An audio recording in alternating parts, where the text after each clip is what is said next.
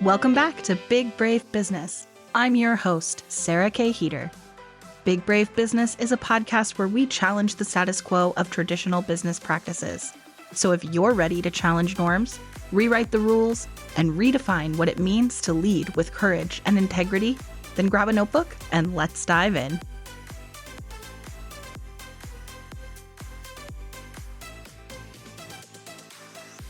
Welcome back to Big Brave Business. This is going to be a fun conversation today because, well, it might be depressing. I don't know. This is going to be an interesting conversation today because we were planning to record for season 3, but life just life sometimes. And it turns out there's only 2 of us here today, but we still want to have an awesome conversation for Big Brave Business about being big and brave in business and DEI. So still gonna do a spinoff of the original topic we were gonna do, but we're tagging this into season 2, the final episode of season 2. Then we will flip over into group conversations next week. So let me introduce you to my guest. My guest today is Noelle Johnson. Noelle is a DEI and learning and development leader with over a decade of experience helping organizations build truly inclusive workspaces. As a consultant, speaker, and advocate, she specializes in embedding DEI into company culture, leadership development, and equitable talent strategies that go beyond performative initiatives. Noelle has worked with global organizations, HR leaders, and tech companies to create mentorship programs, sponsorship initiatives, and leadership training that drive real impact. She's passionate about advocacy, systemic change, and making workplaces where everyone can thrive. Welcome to the podcast, Noelle. Thank you. And even when you write your own bio, anytime you hear it out, it's just, yes. I know. You know what? I hear that on this podcast a lot, actually, which is so funny. And I love that for us, that if, what a good way to start being big and brave is to feel empowered about your own work. So Absolutely. There's so many things that I want to dig into, that we were already planning to talk about, but also just based on your bio, which is actually really similar. Number one, how ironic that the original kind of topic that I had planned for this conversation today was the decline of DEI programming, especially, I had come up with this before the new administration was dismantling DEI programming, because we were already seeing a decline of DEI initiatives, people rolling them back, people not putting emphasis on this anymore, but also people being companies, by the way, rolling this back. Yeah. And now, of course, there's a government initiative for that. And then the other kind of half of the conversation that I really wanted to talk about is when DEI becomes just performative. And as a white woman, that's something I'm always concerned about. I want to do a good job in building. When I was just a sole proprietor, and now that I have a team, I want to do a good job with DEI in all facets. And also, I know how white women come across when they're being performative, and wanting to make sure that I'm doing it as genuinely and authentically and with good results as possible. So that's what the original topic was. And that's literally in your bio, which is just madness. So that is awesome. But the very first thing that I need to ask you, that is just the burning question for me, is what a time to have this as your specialization and the thing that you do, where you go in and help companies with DEI initiatives in the midst of what is happening right now in the United States. So how are you doing? Oh, I'm a bad girl. So it's tough. It's a tough time to be in DEI. I've been in DEI for a long time, about 10 years, but specifically where DEI was in my title, it's been about 5 years. Okay. So it is really challenging seeing what's going on, and I needed to take some time for myself. But I was working a full-time position as a DEI learning and development leader, and I got laid off from that job in November. And then my contracts that I had focused on DEI with working with clients, those had dried up. Or one in particular, I was so excited for it, came just when I needed it. And then while I'm working on a project, I get a call that says, hey, just want to let you know the Department of Labor says that you need to stop everything right now. So I can't have you work on this project anymore, in the middle of working on it. And I had to crash out. I had to lose it a little bit, but then I also needed to take some time and find hope wherever I could find it. So getting my community together, spending time on group chats. I just started reading romantasy, fantasy movie, video books. That's never been for me before. Now eating it up, eating it up, eating it up. So I think it's just it's challenging, but I find hope where it belongs, and I'm excited to see what happens from here. I do feel like a lot of romantasy includes like a badass female protagonist who's like taking down the system and dismantling fascist like dictatorship Yeah. of some kind. So I could see how that would be a particularly good genre for Yes. I'm the like, wait a minute. I was like, are they talking about a court of rose and thorns? Like they're talking about classism? I'm like, yes, let's go. For the feminists? Okay, let's go. So I think that it's some of it is a little bit performative, but it's just being able to get yourself out of your own body for a second and imagine these worlds where women are doing okay. I just kind of Yeah. needed to get like a little bit of that. Okay, let's talk about that word performative because I mentioned kind of a little bit of insight into my feelings about or my fears around being performative, but I want to kind of dig into this because you just mentioned like, okay, so I have this thing. It's one of the things that I'm doing to take care of myself. Mhm. It's a habit that could be seen as a little bit performative. So can we just kind of dissect the term performative of like what I mean, is it always a bad thing? And like what is the difference? Like what's the opposite of performative? And what I mean, how do you know which one Yeah, you're being? that's a really great question. I feel like when it comes to well, let's break down what performative is. Performative is really just to show an action that says, I am just the best ally that's ever been an ally, or I'm somebody who really gets it. You don't even know. And it's kind of this sense of virtue signaling of everybody seeing it's me. I'm one of the good guys, right? So that comes across, people can read it pretty easily of I don't really feel like this person Yeah. totally gets it, but it's enough. But is it always bad? No, I mean, like sometimes it could be harmful when I can tell that behind it all, there's actually the intention isn't actually to do good. The intention is to get the attention that you want, or Yeah. it's to get people to like you, but it's Yeah. not actually to make real change. Yeah. But sometimes a performative action may have good intentions, but it isn't the most helpful. So, like with this books that I'm reading right now, I would say it's a little bit like junk food, right? So I'm getting a Yeah. little like I know it's a little bit performative, Yeah. but the intention behind it is good, even if it's not done flawlessly. And I feel like the opposite of Yeah. performative is being really intentional about the action and not Okay. worried about who sees it and who doesn't sees it. Ah, okay, okay. I am getting where you're coming from. So I feel like virtue signaling is something that sometimes that's what I want to see from companies or neighbors or whoever in my life, like, hey, give me an indicator that lets me know where the base barometer is of decency, right? But then Yeah. it's also not enough. And I think that's what I was thinking for most of what you were saying. But then adding that the difference is being concerned, like whether or not you're concerned about who sees it. And so I think what I'm taking away from this is that for me personally, I feel like to a certain degree, both are important. You kind of need to have both public facing things like, let's say on an episode that I recorded yesterday, although this is going to come out of order. So it's going to come out for season 3, but we were having a conversation and we were talking about running mission driven brands and brands that are like really core values driven and why that matters. And one of the examples that ended up coming up during that conversation is what a relief it is to have seen over the past several years. Hopefully, we still continue to commercials from companies like Cheerios that are really representative and diverse in their casting choices for the people and the families who are represented in the commercials.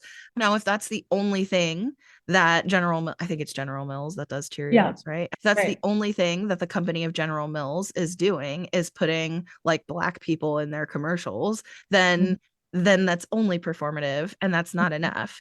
Mhm. But if it's one of the things that they're doing, then it is also meaningful to be able to see the actions. Like we should care, especially with marketing, we should care about how who's seeing it. So in that Yeah. case, your marketing needs to be performative. You just need to do more than just market. I'll say it this way. At the end of the day, you need to not be worried whether or not it's performative. Performative, when I'm thinking of it, is I hope everybody sees what I'm doing and thinks that I'm a good person. I hope everyone sees his action and thinks this company is a good person or is a good company, but I actually don't care. So that's like a bit of like what performative is to me. But when you're a business and you're looking to take an action that's values driven, you can't be worried if it comes across as performative at all because your clients or your customers, they're the ones that are able to pick apart this company or this leader, they're just doing this for views. They don't actually care versus I can tell that they do. And at the beginning, it may just come across as I don't know if this is performative or not, but you have to continue to do the work because it's what people start to feel and see that you're willing to stand up for values regardless of what the risk is. Because we've seen companies take these massive risks with being attached to DEI and saying we're just going to keep going forward anyway. Costco is a good example of that. We're going to keep pushing forward no matter what. So even if they did have ads that had really good representation where people go, oh, is that performative? I don't really know. We know that it's not because of what they're doing behind the scenes Behind and the with scenes, their right? help people. Yeah. Yeah. So I want to like bounce off of what you said, and I want to address the person listening. If you are a white woman, hey, white ladies, we need to talk, because especially with the state of things in our political climate, like we talk a lot as white women about people pleasing and wanting to be patted on the head and told how good we are. This is something that being a driving factor. This is something that is such a common thread in the conversations that we're having, especially in like business coaching and things like that. Like, oh, you were probably a people pleaser. Oh, you probably were the teacher's pet. You probably like this is what you grew up thriving on. Like this is in a lot of business coaching, marketing, etc. White women to white women. And I want to take a moment to really call out something you said, which is we have to learn how to care more about genuinely being a good person and less about being viewed as a good person.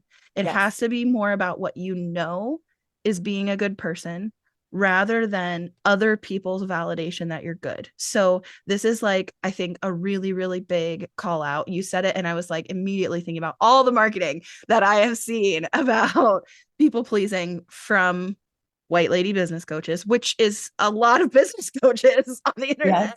Yes. Yes. Um, Yes. so I think that this is, first of all, I'm interested because I'm now suspecting that there's probably a thread in that kind of marketing that's also largely catering to other white women, which is also an interesting thing to consider, because I do think that that is a big reason why.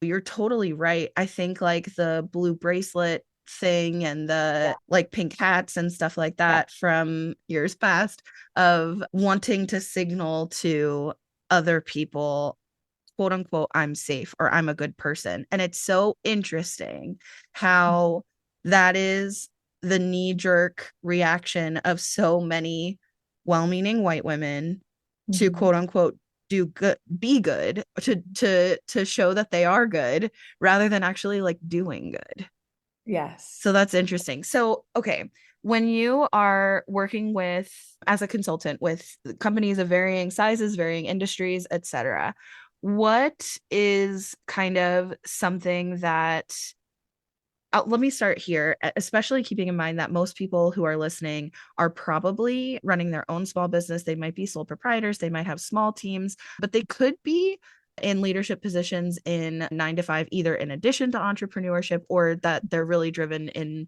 leadership in business, even if they don't like literally own it. So with the work that you do and what you have brought in and what you've seen, what are some things that people listening can ensure they're doing as sort of an audit or a checklist or initiatives that they can take on themselves that are like going to have high impact results?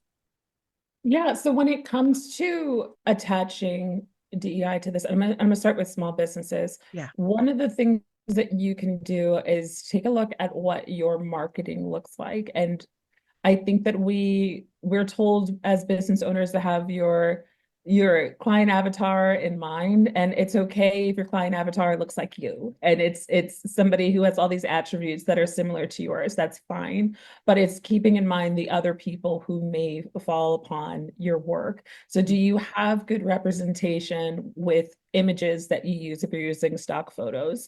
Do you have is your website accessible to folks with disabilities?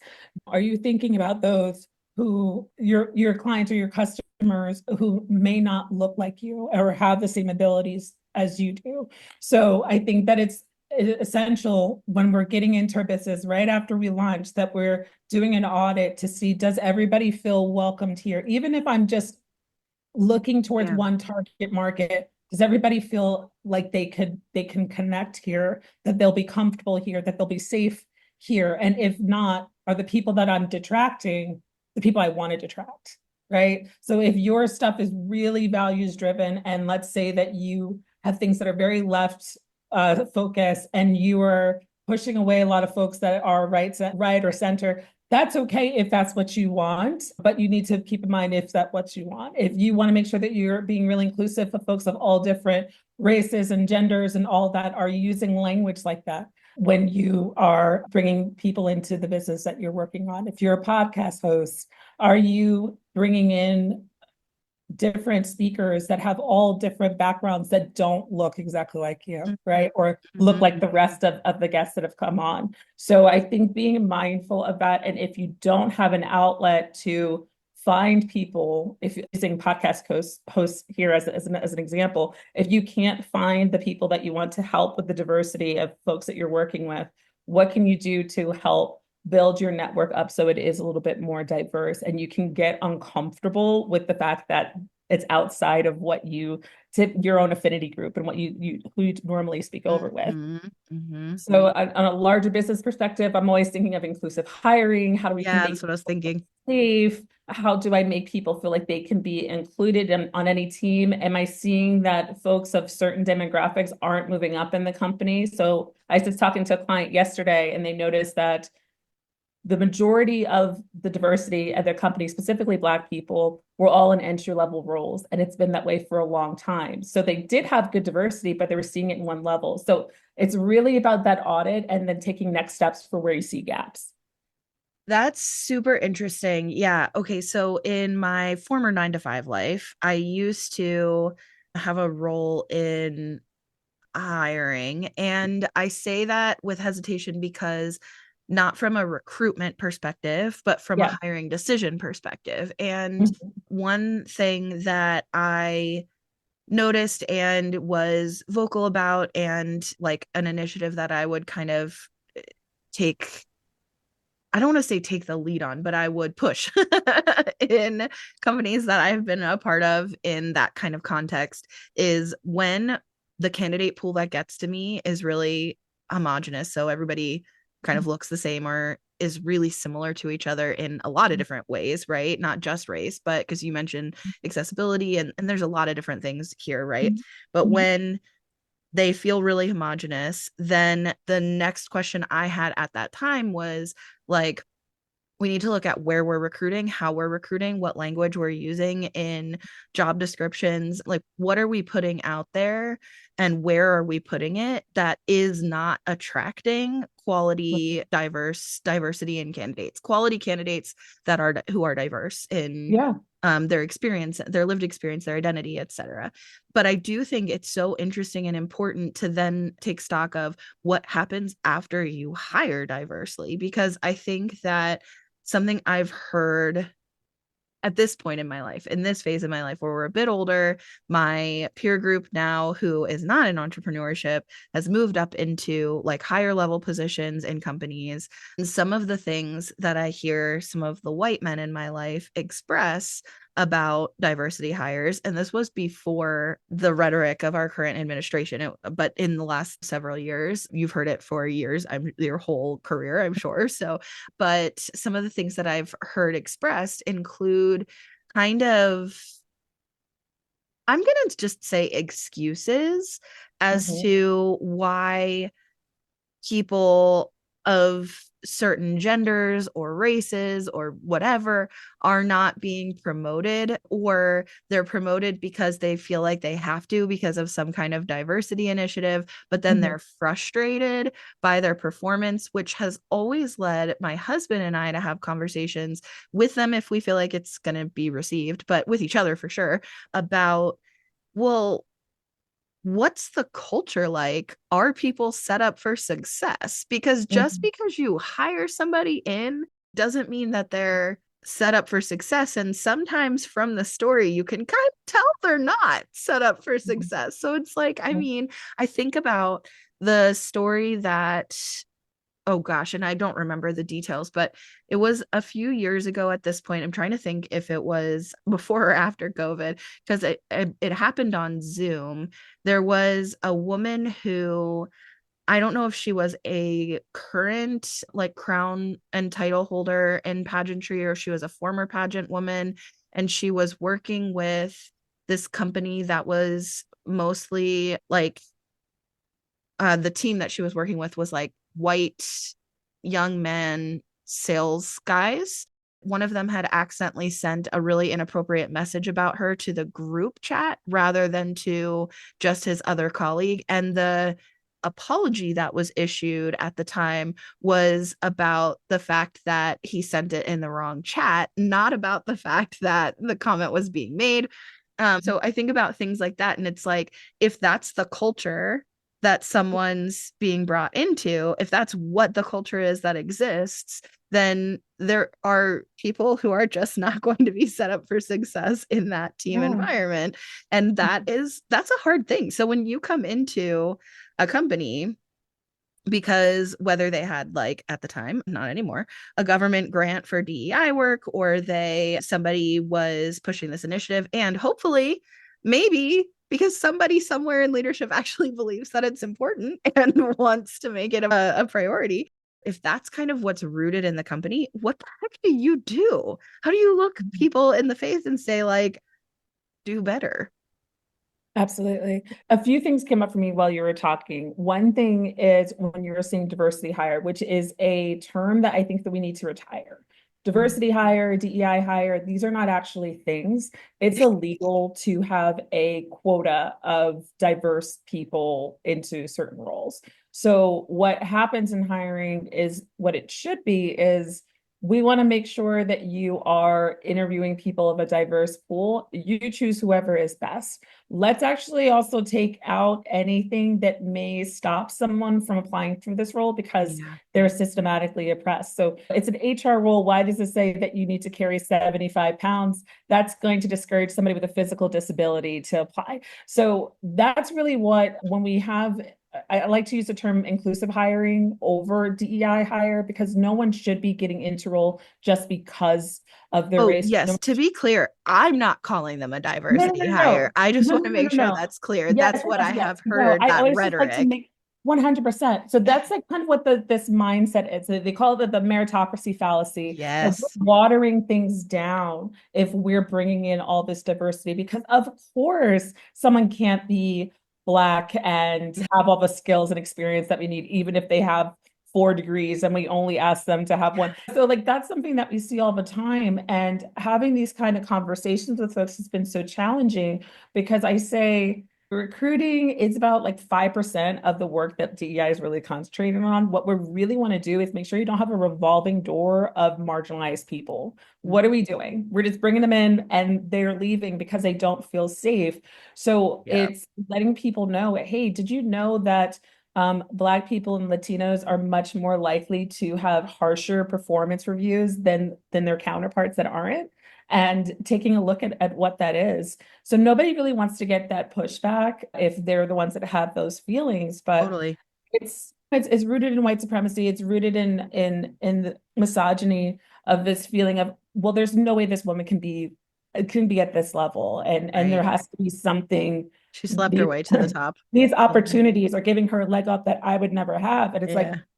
Step your game up, Chad. Like if you did that, then maybe that's really what's going on. But it's being willing to have those difficult conversations with leaders who don't quite get it. But you have to really get them to understand the purpose of it. And because there's so much misinformation about what DEI is, I think that that Yeah. has been one of the biggest challenges to the work.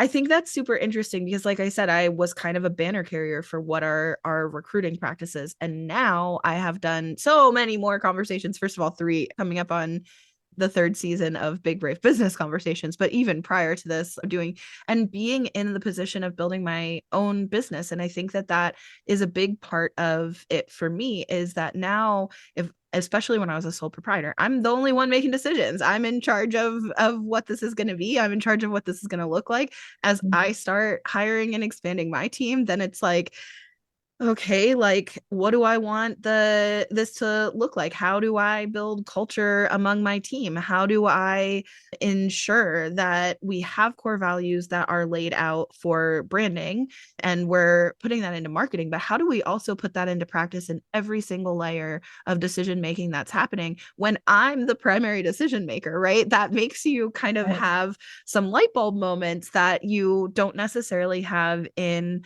a 9 to 5 like corporate job because the decisions aren't really yours to make. So it's I think easier to question everything when you become an entrepreneur. And I think helping kind of exercise that muscle for anybody, no matter what your employment status is, for interrogating the institutions that we're a Mhm. part of, right? And I know for me, like such a big feeling, and I think most people who would listen to this podcast is that in entrepreneurship for building my own business, I don't want to build the things that I didn't want to be a part of. And like the reason I don't have a corporate 9 to 5 is well, there's a lot of reasons. So like then I don't want to just build the same thing, right? Especially with bringing in a team because you don't want to also ask other people to work for you in a capacity that you wouldn't do. Like the whole reason you started Mhm. this is because you wanted it to be different. So then how can you ask other people to come do the same thing for you? So I think for Mhm. me, there's a lot of questioning and exercises in institutional interrogation in there. And that's where like Big Brave Business really even came from is Mhm. we have to constantly be assessing and questioning how can we do this better? And I think that it sounds like that's a lot of what you're trying to help people do Yeah. in the work that you do as well. So I love Mhm. Yeah, there's an opportunity, I think, to show up as the kind of leader that you've always wanted. And I think as a business owner, you always want to figure out how you can do that. Even if you're doing things solo, what would you have liked to see from other leaders that just weren't quite hitting the mark? And that. I feel like if we're not paying attention, we can lose a lot of those lessons. Yeah. But if you are, when you're really tuned in, you can see like, how do I really want to show up? How do I want to make this different? How do I want to make people feel when Yeah. they're interacting with my brand? And those things we can take a look at on a surface level, but when we really stop and investigate and dig in deeper, the kinds of things that we learn about ourselves, the things that we learn about what our clients and customers need, it really does shift when we're able to be open and be a little uncomfortable. I always Yeah. say that there's no growth in comfort. Yeah. So if I'm feeling that uncomfortable feeling, I got to dive in a little bit deeper and see where all of this is coming from. Yeah. I think that's such a good call out and it comes up on this podcast a lot, right? Like how do you make people feel? How does not just how do you individually make people feel, but how does your branding make people feel? How does your people's experience with working with you or working with your business, how does that make people feel? And I think what's so interesting, you mentioned client or customer avatars earlier, and how it's okay if what you're picturing, people say the business coaching kind of world will say like, oh, it's okay if it's the same, like a person who's you, but just a couple steps behind, or the person is experiencing the same things you're experiencing. That's normal, that's common. You can sell to you, that's what you know. But I think what's interesting to kind of question and interrogate is thinking about people from any like marginalized group. If someone from who is not like me, from a different Yeah. marginalized group, or if you do identify with any marginalized groups, but even if you don't, or if you some people maybe are in a lot of categories, quote unquote, but regardless, like how would I feel if someone with a screen reader landed on my website and Right. couldn't navigate it? How would Right. how and if somebody who's using a screen reader landed on my website, what would their experience be like? How would I handle knowing how that experience made them feel, right? And being able to kind of interrogate that and consider that those kind of things in all of the different aspects again of your business, especially the forward facing things like client experience for sure, and if you have a team, your team members experiences for sure, but also your social media, your website, your copy, your email, your whatever.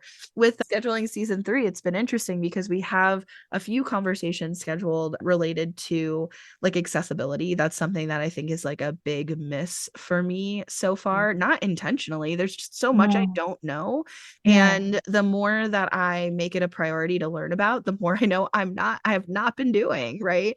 Absolutely. And I think that there's been a really big movement in podcasting toward making transcripts available. So even before it was kind of like a lawsuit situation, there was a Yeah. lot of priority among conscious creators to include transcripts. And then from there, now it's Spotify, Apple, etc., YouTube, like you can turn on either closed captioning or be able to review a transcript to make it. But it is something that definitely was a question for me when I very first started interrogating truly like, okay, accessibility. What I do is podcasting. Like audio only is not inherently accessible. So like, Right. what does that mean? And I think, anyways, all of that to say, in even scheduling conversations on accessibility, wonderful people have connected with me with so many wonderful people who are coming to these conversations that are new to me, who are asking me questions about like what the recording experience is like for the podcast, and is the recording experience accessible? And I'm like, oh gosh, like please give me feedback because Yeah. here's what I am doing, but I also don't know like what would make you feel comfortable and empowered to Mhm. participate in the conversation. Like please let me know. I want to make sure I'm doing it right. So yeah, so anyways, there's a lot to be mindful of, so that There also is. And can there's also all feel those shifts happening all the time too. So trying yes. to stay on top of it. And I'd say that the disabled community and the LGBTQ community, what looks like inclusivity, the language has shifted so much, what the needs Yes. are has shifted so much, where other marginalized groups, what's needed for inclusivity has been pretty consistent and it's still a giant need, but Yeah. folks are having a hard time keeping on top of things for the LGBTQ community and for Yeah. accessibility and accommodations. Yeah. And with there's been this surge of lawsuits with not having accessibility where it needs to be. So it's risk management too. So it's Yeah. not just, I need to dive in deep because these are my values. It's also, I gotta make sure that my business is safe and Compliant. Yep. keeping your clients safe and making sure that your business is where it needs to be. It comes with that assessment that I was talking Yep. about earlier, Yeah. which includes accessibility. Yeah. Yeah. Yeah, it's interesting. It's I think it's kind of sad that we have to kind of reach people from a hey, there's a lot of lawsuits, so it's also risk management for your business. Like you have to Yeah, speak to yeah. people's bottom line. So, okay, so now that obviously in 2020, and you've been in this industry for like really focusing on helping people with this Mhm, for longer than this, but in 2020 we saw this surge in kind of interest in mhm, DEI, and like okay, I'll even say for the most part well intentioned, like wait, I mhm. see this, I hear this is what the community is saying, as the community at large is saying, this is what we need, so we're going to listen and we're going to answer and we're going to participate. And like let's even just assume best intentions there, right? Like of course the enthusiasm in kind of the business world started to decline as the conversations in public spaces started to decline, which I think is a shame, but I think it makes sense. But now we've got this kind of added layer of there were government grants and stuff available for certain companies or organizations, even like nonprofits or NGOs who specifically serve communities. Like that's their whole role, that's their whole mission. But anybody who's using what they're calling kind of coded language that could be related to DEI at all, that they want to go in and cancel grant opportunities or contract opportunities, etc.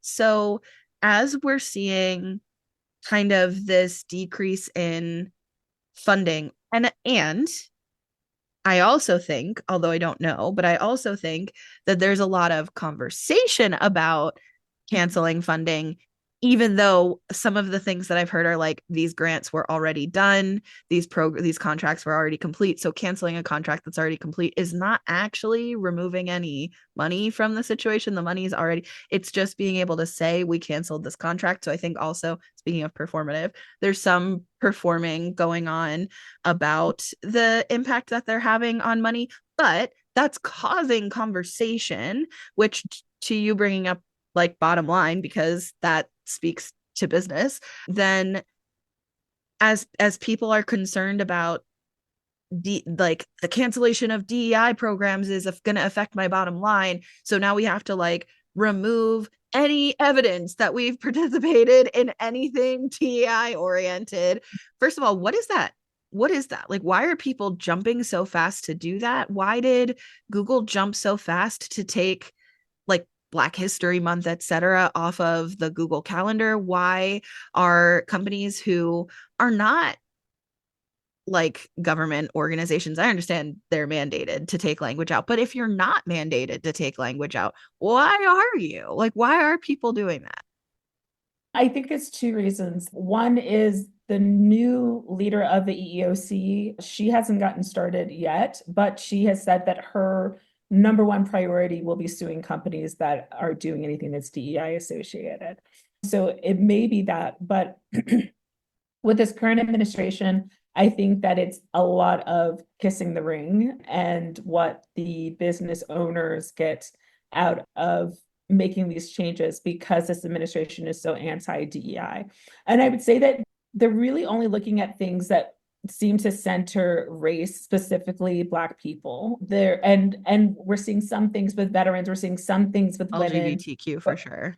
Yeah, and LGBTQ for sure, absolutely. But it's not, they're not looking at all the different angles. Like they're not going to get rid of web accessibility. They're not going to get rid of some of these things that they are a part of DEI. Because when we think about it, DEI has been around since 1964, right? It's been around for such a long time and it continues to evolve. You saying you can't use the words DEI anymore, it doesn't really make a whole lot of sense. But I feel like people are jumping on this bandwagon because they want to be seen as falling in line ahead of time. And then there's also this fear of I'm associated to something that the new EEOC, and they oversee all businesses. So if we have someone that says that they'll be attacked, do I have what I need to fight against the EEOC? Because the EEOC wins 98% of their court cases, at least at this point.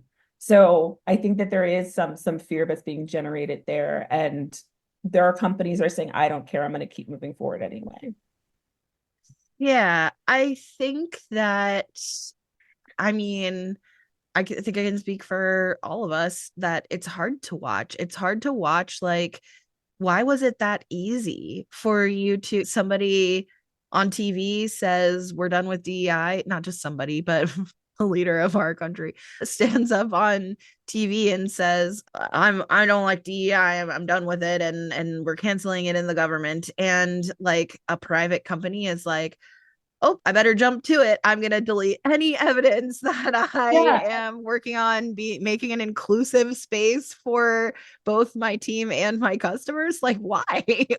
What I the? feel like also like to them, it's like it's a relief. Like, oh gosh, I don't have to talk about LGBTQ stuff anymore. Oh, I don't have to do all this stuff for That's my sad. Latino.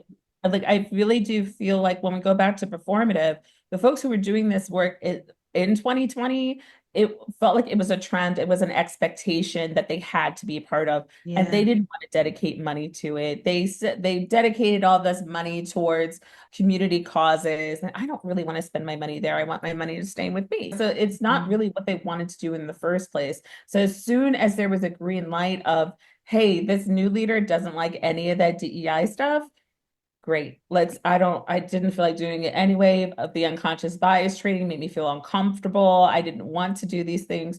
So we can see that there. So I don't think that it's totally fears driven. I think a lot of it is that commitment wasn't truly there. They Yeah. just did the permission to say that they didn't want to be invested in the first place. That's really sad. And that kind of shows us how little progress we really were able to make then in Mhm.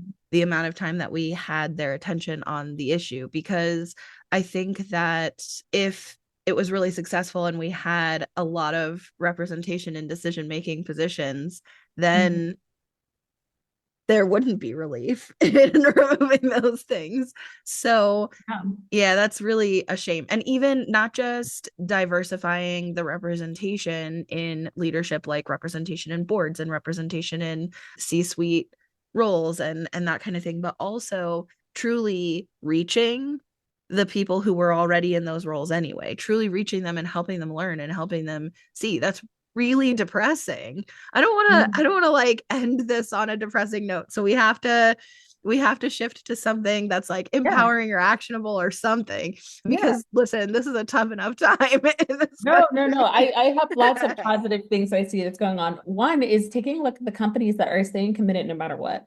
Ben and Jerry's has been that girl since it launched. Like it's always a brand that's been very dedicated to DEI. Costco's another really big box one.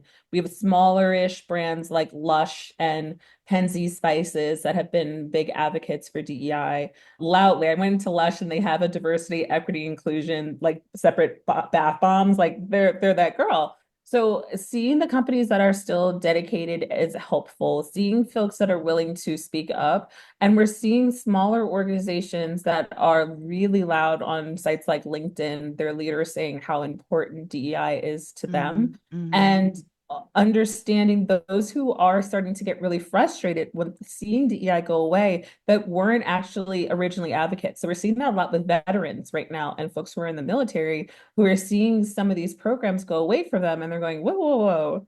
I didn't know that that included me. So even though it's like a bit of a sour note, it's also a bit of a light where people realize DEI is a part of so many different things and it helps so many different people. We're talking about caregivers, we're talking about people with disabilities, we're talking about folks that are low income. So it's so much more than just a race or gender sexuality thing, which is where we hear so much of the focus. Yeah. So seeing people start to have that light bulb come on, even if they're disappointed in what's going on, then they're charged up. So I like to see a little bit of spice where people, whoa, whoa, whoa, you don't get to touch that. So even though they aren't focused on everybody, and that may be a bit discouraging, seeing that they do understand that there is a value that keeps me lit up. And I still see so many opportunities. It's been a rough go for me for the last few months, but I have not had a shortage of making connections and hearing from folks that are looking to drive up their DEI initiatives right now because they're so concerned about what's happening. They just don't want to be a part of that narrative. And these are major, major global organizations that are doing that. So that news is not as loud as the companies that are taking a step backwards from DEI. That is good. I think somebody on this podcast said, I think it was Alejandra back like about a month before this episode. She said that one of the things that was, I don't know, helpful to her or inspiring, or I don't think she used the word inspiring, but something that was kind of a helpful mindset shift for her was that the people who have been activated in this time Mhm. are the people she would want to see activated.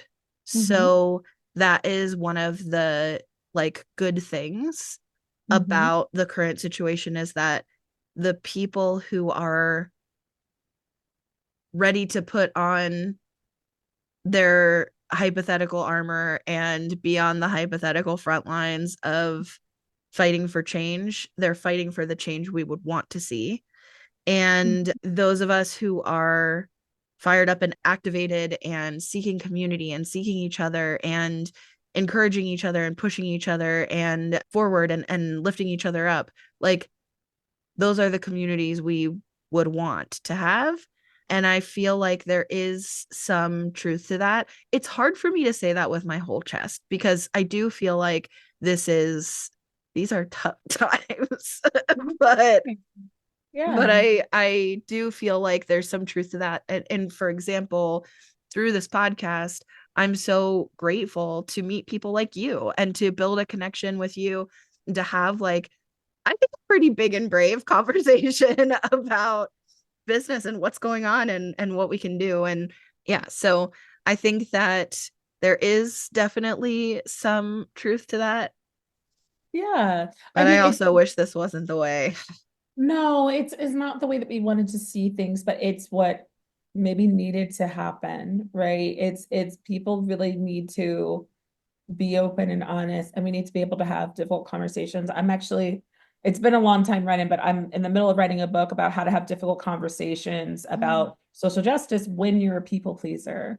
And mm, I think that there is this need to get uncomfortable and start to talk to our families and call out our friends and talk to the companies that we work to on I like, what know can we that do when I brought about up people pleasing. See, like we're just like it on the always same comes back. wavelength today. But I think that we are starting to see yes, like the right people start to get upset, but we're seeing folks who their voices had always shaked. It always shook when they needed to speak up, and they're still talking anyway, and they're still doing it anyway. Yeah. And and these are people who normally would never say anything. I'm hearing that a lot. Well, you won't believe who I just talked to and what I just said, and I cursed my grandma out. I don't necessarily need it to go that far, but I'm starting to see this movement of people who say, I've been quiet for so long. Yeah. And when you try to keep the peace and you're not keeping your own, you're not keeping the peace, right? Yeah. So I love to see that there is this move of anger that is positioning people in a better way and connecting people with community and seeing who they want to be, what corner do they want to be in, and what they can do to uplift one another because these are hard times and we Yeah. can't just be centrally focused on ourselves. Some communities, the LGBTQ community and some other marginalized groups, do a great job of doing that ourselves. Yeah. But we're seeing white folks who are able-bodied people who are cisgendered, starting to realize that because there isn't that same sense of community, that they're trying to figure out where they can fit it in and where they can make an impact. Yeah. Yeah.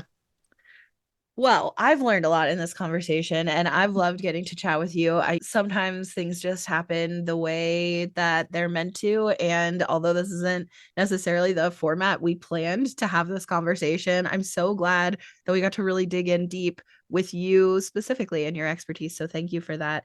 I like Thanks. to end all of these conversations with the same question. It can be work related, but it does not have to be. What is something that's making you happy right now? And you can't say romantic because you already said that. What is making me happy right now? Okay. I love, and I'm a TikTok girl. I love to see men doing very wholesome things. So I was just watching a video of these guys that they're like somewhere in the city and they're singing a thousand miles that Vanessa, I forget her last name, but they're singing a thousand miles and they're on this tandem bike and they're just Carlton? singing the song. And something about that is just I love that. So I'm That's always looking awesome. for little wholesome moments, but seeing it in a community that I don't belong to, so with men and just like, oh, that I just love that wholesomeness wherever I can find it, it lights me up. Oh, that's a good one. That's a good one because it's just like a nice, simple, like dose of joy that, Yeah. and I think a lot of times I try to, with this question, think of like, what are the themes right now that are going on in my world and kind of so much bigger. And it's like, most of our joy comes from those small moments. I really love that. Okay, I'm going to match you and I'm going to pick a small moment too. So, my family, we were traveling, we're thinking of relocating next year. So, we were kind of doing some location scouting. And when we got back, the next morning was my partner's birthday. And so, or the next day was my partner's birthday. So, the next morning we went to like a brunch sort of thing at his favorite restaurant. And I hadn't been eating Arizona food because we had been traveling out of Arizona. So the first thing I wanted is like, we're having Mexican food. So we went to his favorite Obviously. restaurant and I had the best chimichanga of my life. Like, so good. I'm still thinking about it. Literally, we left the restaurant and I was like, I could eat that again for dinner. Like, it was so great. I love visiting Arizona for the food alone. I used to go all the time, and there would be somebody that I'd be friends with, like, hey, my grandma's making tamales. Excellent. Tray to me. I'm not sharing them. Sorry. I love the food. It hits different than other places where you get Mexican food. I completely agree. And I've been living here for like more than half my life now.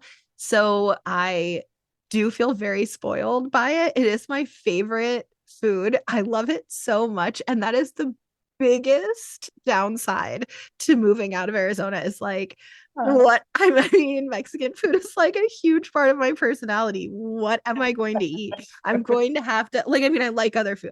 Listen, I love food, but Me too. I, Same. it's like one Same. of my True great tourist over pleasures in here. life is enjoying really good food. But like, I'm gonna have to experiment and find a new kind of hyper obsession for food because You will soldier on. It's gonna yeah, be all right. yeah. Okay, so I mean, that chimichanga, that's what's bringing me joy. And I can't wait to have another one. I have to I have to pace it out because we can't be eating that every day. But anyways, Yeah. okay, so thank you so much for your time. I really appreciate this. Thanks for having I would love to have you back on in season 3 for real. We have so many more conversations planned, and I candidly am just like so excited about the lineup of topics and the incredible people who are coming on like you and that I'm getting introduced to through so and so and so and so and people tagging other people and that's how we found each other, and I'm just so glad to get to connect with you, and thank you for being here, and to you listening, thank you for being here. And we'd love to hear what you think, what you're focused on, how you're feeling right now. Our information and links are going to be in the description. So you'll be able to connect with Noelle, with me. Please tell us what your reactions are as you're listening, the kind of things that come up for you. We would love to hear that. And we'll see you next week.